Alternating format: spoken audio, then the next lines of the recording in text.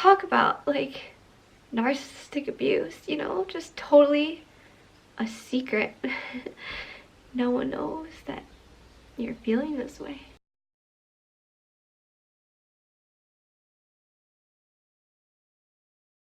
Hi, I'm Allison. Welcome to my channel. You've probably stumbled upon this video because you're going through some tough stuff, and I'm real sorry to hear that.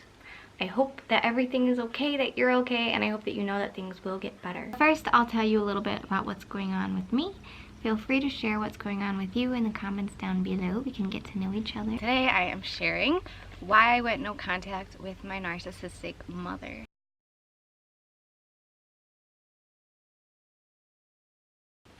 Hi, I'm Allison, and I'm not doing great today. And I'm not really going to tell you why, because I'm not ready. It's been a reason why it's been hard for me to make videos lately is because I really need to make sense of what is going on inside my head.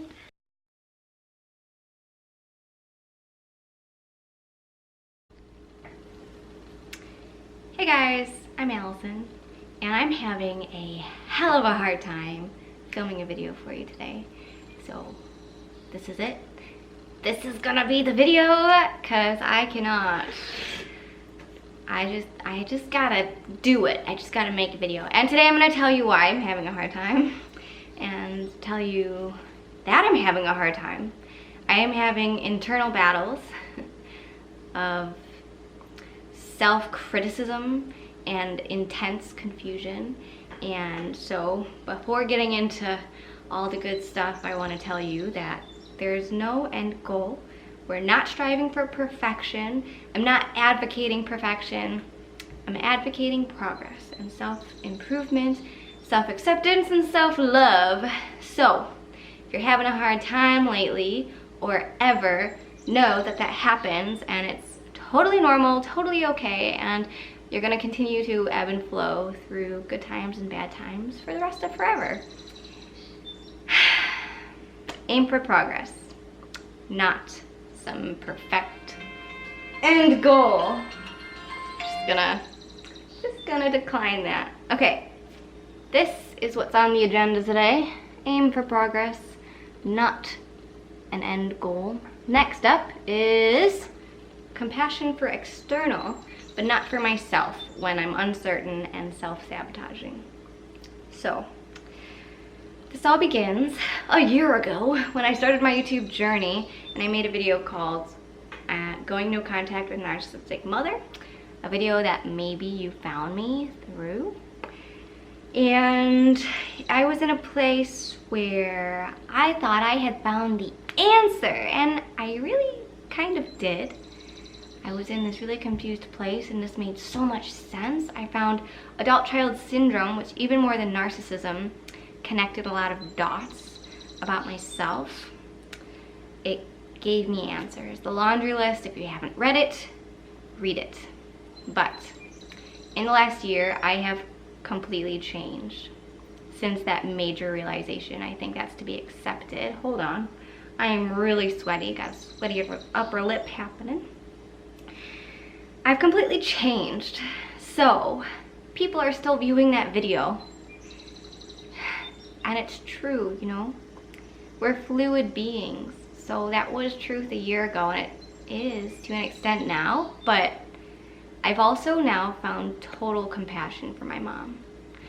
Largely because I see narcissism and alcoholism as a whole family dysfunction disease, dis-ease. Their parents suffered, my parents suffered, and now my siblings and myself suffer. And I found forgiveness about 6 months into no contact, with all that space being like, okay, her life is not great, my mom's. And I know that she attracts and seeks out a lot of that not greatness, but still, I have compassion for her. And in February, some really terrible, life-changing stuff happened to one of my siblings, and I realized that it wasn't just my mom. I can't just pinpoint my mom in all of this. It's a whole family ordeal, and over the past few months I have found compassion for everyone in my family. And over the past couple months, I have found this new way of living in general. My phrase is unassumingly mindful. So don't assume anyone's intentions. Don't really bring in their old self to this present moment. Give them the opportunity to have a clean slate and be who they are in this moment. So I have found peace with the external world, compassion for the external world, and what is left is myself. And I see myself as the actual root cause of all the moment-by-moment choices that have brought me to where I am today, and I have been pretty disgusted by myself.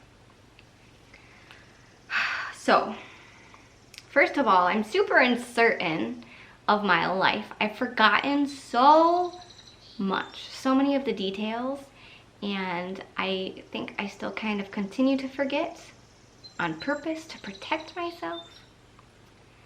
But I do see a trend in like getting progress and then just being like throwing it out the window and having to start over, and just I've been identifying with my ego, with that critical part of myself. And we're all our worst critic. That's never gonna go away. And that's a good thing, you know? It's a driver for that progress, for that self-improvement. But I have been just not even doubting my critiques about myself. Just accepting them as truth, accepting that I am a self-sabotaging, unworthy human, and being really, really mean to myself. So, brings me to my next point. We over-own our weaknesses and give our power away. So, we over-own our weaknesses. Does that strike a freaking chord with anyone besides me? Because I was like, wow, okay, that's the truth, definitely. And I communicate that to people around me and definitely to myself.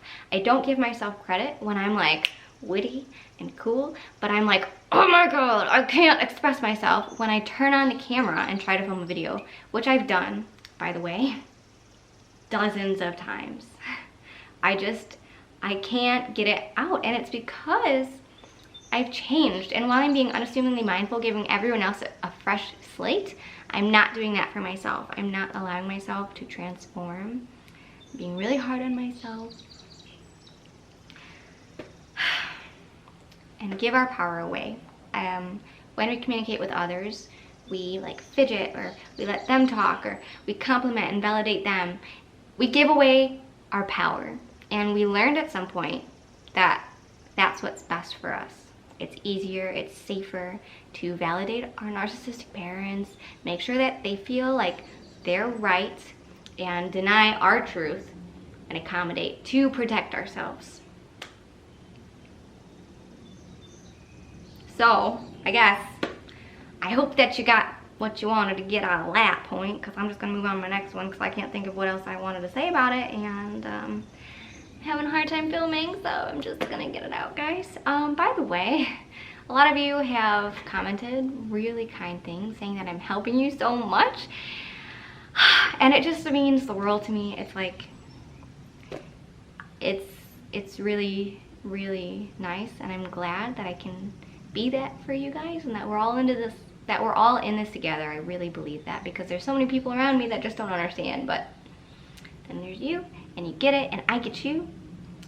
So I hope that you don't see this as weakness, you know, you see it as vulnerable comfort, because we all kind of go through this, maybe.